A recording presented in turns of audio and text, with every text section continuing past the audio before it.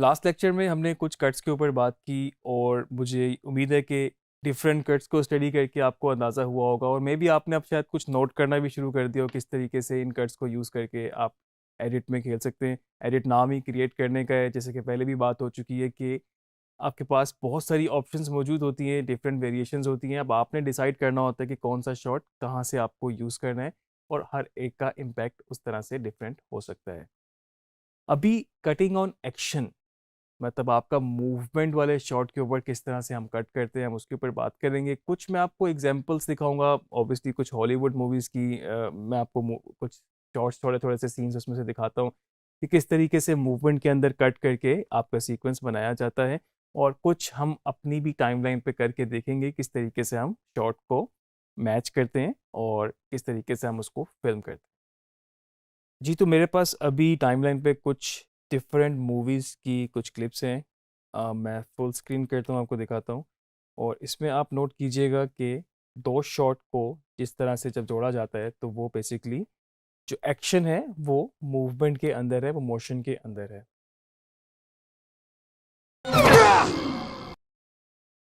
ठीक है? इसी को अगर हम दोबारा देखें और फ्रेम बाय फ्रेम हमारे पास ये एक ऑप्शन मौजूद है। तो ये हाथ यहाँ से अभी मूवमेंट में ही है और नेक्स्ट शॉट में भी मूवमेंट में है और आपने इसको 2 डिफरेंट शॉट को जोड़ दिया। अगर आप इसको इस तरह से जोड़ते कि ये हाथ पहले पूरा नीचे चला जाता और उसके बाद नेक्स्ट शॉट कट होता, तो शायद किसी जगह पे वो ठीक हो सकता था। वो ज़रूरी नहीं है कि आपने हमेशा मूवमेंट पे ही काटना है, लेकिन बाज़ दफ़ा वो बड़ा मैकेनिकल सा लगता है कि एकदम से आपको लग रहा होता है कि आपने शॉट कंपोज़ किया हुआ है और आपने किसी ने बोला है अच्छा जी एक्शन, और उसके बाद वो एक्शन पूरा हुआ है।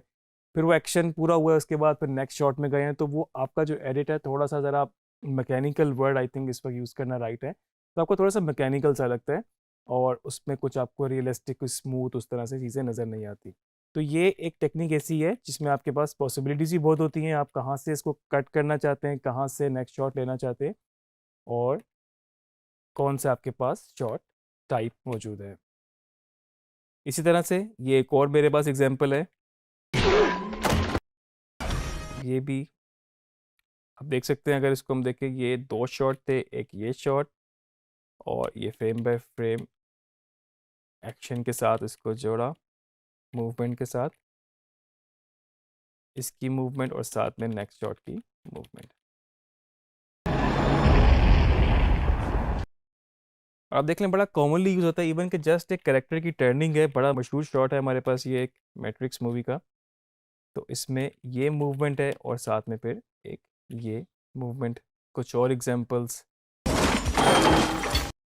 और आप इसके साथ साथ देख सकते हैं कि आपकी लर्निंग कम से कम इस तरह से प्रोडक्शन के अंदर भी हो जाती है कि अगर आपने इन 2 मूवमेंट के शॉट को मैच करना है, तो एक शॉट आपने बाहर से शूट किया हुआ है, बाहर से फिल्म किया हुआ है और उसके बाद वही सीक्वेंस आपने दोबारा कराया और इस वक्त आपका कैमरा अंदर मूव है, अगर आप सिंगल कैमरा कर रहे हैं।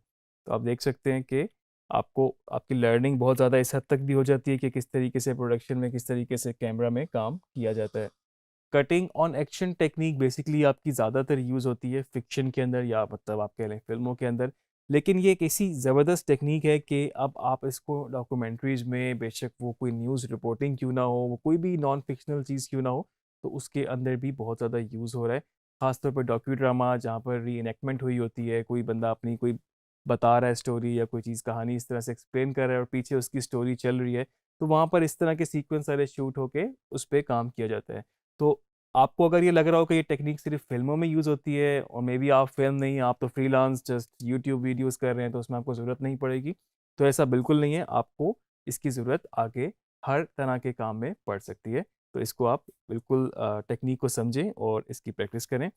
हमारे पास एक रॉ फुटेज भी मौजूद है, उसमें से चंद एक शॉर्ट्स हम देखते हैं किस तरीके से हम इनको एक्शन में जोड़ते हैं, कटिंग ऑन एक्शन किस तरह से करते हैं। तो हमारे पास एक यहाँ पर ऐसी फुटेज मौजूद है जो कि रॉ फुटेज है। रॉ से मेरा मतलब है कि वो बिल्कुल जो प्रोडक्शन वाली फाइल होती है, अनएडिटेड पीस मौजूद है। तो इसको हम कुछ एडिट करके देखते हैं और इसको हम मैच करते हैं एक्शन के ऊपर, इसको हम कुछ कट्स करके आपको हम दिखाते हैं। तो जल्दी से मैं क्विक प्रीव्यू कर सकता हूँ अपने CTI की मदद से। कि इसमें है क्या क्या, मेरे पास शॉट की वेरिएशन क्या है। ये एक अच्छी टिप है कि आप इसको अपने फुटेज को देख सकते हैं, क्योंकि ऐसा ना हो कि आप यहाँ पर सिर्फ इतने फुटेज को देखते हुए एडिट बना रहे हो, बड़ी मुश्किल से आपके साथ वो कट मैच हुए हो, आपको काफ़ी टाइम लगाओ, और उसके बाद आपको तीसरी पता लगे एक और भी शॉर्ट एंगल या वेरिएशन आपके पास शॉर्ट टाइप मौजूद थी जो कि बेहतर तरीके से यूज़ हो सकता था। तो आपने क्विकली अगर एक प्रीव्यू करना है, जल्दी से इसको स्क्रॉल करें, शॉर्ट टाइप सारे समझ लें, सीक्वेंस को समझ लें इसमें है क्या, और उसके बाद फिर आप अपनी सिलेक्शन की तरफ आ जाएं। तो क्विकली मैं जल्दी से इसको देखता हूँ कि मेरे पास ये पहला शॉट था जिसमें ये दरवाजे से इन होते हैं। मैं इसको क्यू कर लेता हूँ, इन पॉइंट लगा लिया मैंने और फाइल को प्ले किया। एल से स्पीड से प्ले कर सकता हूँ और ये यहाँ पर हुआ। अब ये शॉट आगे दोबारा भी लिया हुआ है, उसकी वजह यह है कि ये टेक जो है ख़राब थी, जिसमें कैमरा मूव हुआ और जो सब्जेक्ट था वो फ्रेम से कहीं गुम हो गया, आउट हो गया, तो कैमरे की मूवमेंट सही तरह से उसको फॉलो नहीं कर सकी। तो ये शॉट इस वक्त हमारे पास ये जो टेक है ये एनजी टेक है। इसके बाद एक और टेक थी, आई एम श्योर ये ओके टेक होगी, इसको भी जल्दी से क्विकली देख लेते हैं। जहाँ दरवाज़ा खुला वहाँ पर मैंने इसको इन पॉइंट लगाया और इसको मैंने डबल स्पीड पे प्ले किया और इस वक्त कैमरा मूव नहीं हुआ और आपका करेक्टर जो है वो बाहर निकल गया। ये शॉट मेरे पास ओके टेक है। नेक्स्ट शॉट पे मेरे पास वो यहाँ से इन हो रहा है और इसको मैं दोबारा क्यू कर लूँ आई, और जहाँ तक मुझे शॉट चाहिए मैंने उसको कीबोर्ड निकालने तक मैंने ये शॉट यहाँ सिलेक्ट कर लिया। ऑब्वियसली अभी ये मेरी सिलेक्शन है, इसको मैं आगे कर देता हूँ ताकि स्पेस हमें मिल जाए और जो है मैं पूरी पूरी टेक रख रहा हूँ। और आपने ये भी नोट किया हो कि इस वक्त जो मेरा सीक्वेंस था वो 1920 1080 है और ये फाइल जो मेरे पास है अगर मैं इसकी प्रॉपर्टीज़ देखूँ आगे तो ये 720x576 है। तो मैं चाहूँ तो इसको न्यू आइटम में ड्रैग कर लूँ और मेरे पास एक नया सीक्वेंस बन गया उसकी प्रॉपर्टीज़ के हिसाब से, और इस कट को मैं यहाँ से उठा के कंट्रोल एक्स के साथ कट करके दोबारा इसको नए सीक्वेंस में रख लूँ। तो अब ये इस वक्त स्क्रीन के ऊपर फुल है। तीसरा मैं इसमें एक और शॉट की सिलेक्शन करता हूँ क्विकली, और वो है यहाँ से इन होने की। अब यहाँ पर हमारा मेन कटिंग ऑन एक्शन का काम शुरू होगा। मैं सिलेक्शन के लिए पूरा शॉट ही ले रहा हूँ जिसमें कीबोर्ड निकालने तक है और आउट करके मैंने इसको यहाँ पे टाइमलाइन पे रख लिया है। तो अभी तक बेसिकली हमने सिर्फ 3 शॉट निकाले हैं और इसको हम देखते हैं हमने कहाँ से एडिट करना है, कहाँ से हमने अपना एडिट पॉइंट बनाना है, कहाँ से कटिंग ऑन एक्शन की टेक्निक को माइंड में रखते हुए उस मूवमेंट को, उस एक्शन को मैच करना है। तो जस्ट ये असेंबल हुए हुए तीन तीन हमारे पास शॉट्स हैं, इनको जल्दी से क्विक प्रीव्यू कर लेते हैं। पहला हमारे पास ये शॉट है, दूसरा शॉट,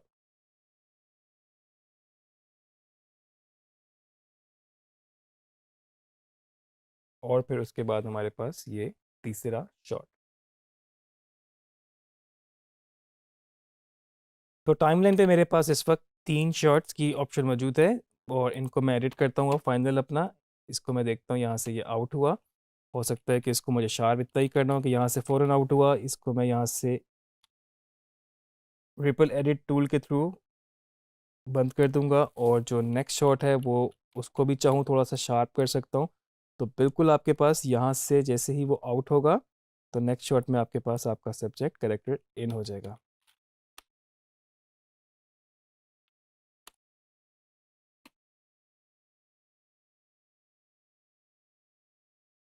तो आप देख सकते हैं कि अभी वो चेयर पे बैठ रहा है और हमने बात की थी कि हमने उसको मैच करना है मूवमेंट को। तो मेरे पास एक ये अच्छा पॉइंट है कि अगर मैं यहाँ पर इस वक्त इन पॉइंट लगा लूँ और मैं अपने नेक्स्ट शॉट में जाता हूँ इस वक्त और मैं इसको यहाँ से मैच करता हूँ फ्रेम बाय फ्रेम।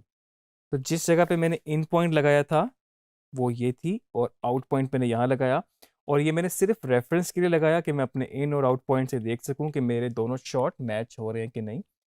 अगर मैं इस वक्त इसको यहाँ से जोड़ना चाहता हूँ मैं इसको यहाँ से कट कर दूँ।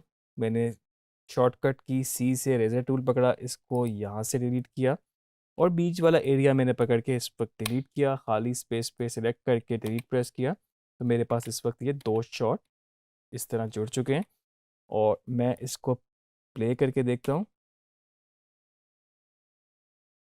तो आप देख सकते हैं कि इस वक्त आपके पास एक मूवमेंट के अंदर कट लगा है अब आपके पास यहाँ पर बहुत सारी चॉइसेस हैं, आप चाहें तो इसको आप और आगे से लेते कि ये और नीचे बैठता, और उसके बाद नेक्स्ट शॉट में भी आप इसका इन पॉइंट चेंज कर सकते थे। आपके पास मल्टीपल चॉइसेस हैं इस वक्त कि आपने डिसाइड करना है कहाँ पे बेहतर लग रहा है, कहाँ पे आपको बेस्ट मूवमेंट बन रही है। और कई दफ़ा ऐसा भी होता है, अगर आपका शॉट सही नहीं होगा, मिसाल के तौर पे आपको मैं ख़राब करके भी दिखा देता हूँ एडिट, कि यहाँ पर ये इस वक्त ऑलमोस्ट बैठ चुका है और नेक्स्ट जो कट आपके पास आ रहा हो उसमें वो बैठना शुरू कर रहा है। तो आप देखेंगे इस वक्त ख़राब एक कट है मेरे पास, ठीक है। तो इसमें आपको एक अब्रप्ट सा जंप नज़र आएगा, आप देखें अगर स्लो इसको फ्रेम बाय फ्रेम, तो यहाँ पर ये बैठ रहा है बिल्कुल, और यहाँ फिर बैठना शुरू कर रहा है नेक्स्ट कट में। तो ये देखिएगा फ्लो में इसको, तो ये इस वक्त ये भी सही नहीं है। तो आपके पास कंट्रोल टोटली आपके पास है। अगर यहाँ पर ये इतना बैठ गया है, आप चाहें तो इसका आउट पॉइंट चेंज कर दें, और नेक्स्ट शॉट से आप इसको जहाँ तक आपने पहला पॉइंट सिलेक्ट किया था उसी के हिसाब से आप इसको, ये आपके पास पहला पॉइंट था इतना, और उसके बाद इसको हम मैच करके देख लेते हैं। थोड़ा सा हम इसको चाहें तो एक दो फ्रेम यहाँ से और आगे लेके जा सकते हैं।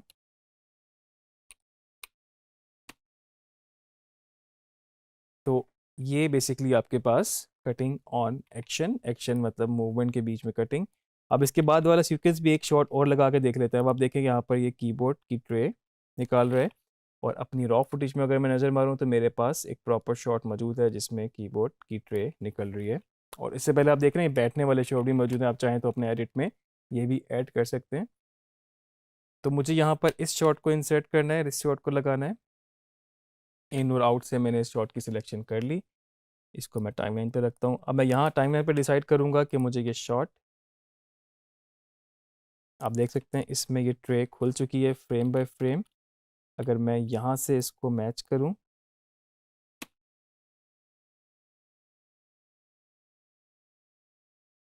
ठीक है। अब आप देखें फ्रेम बाय फ्रेम इसका हाथ यहाँ पे गया, हमने यहाँ कट किया, और इसके बाद यहाँ से वो मूवमेंट होनी शुरू हुई।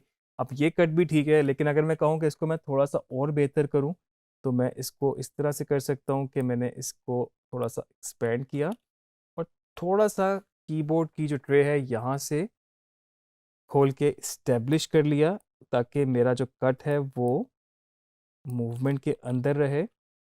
और यहाँ से इसको मैंने इतना सिलेक्ट कर लिया। अगर अब मैं इसको देखूँ फ्लो में, तो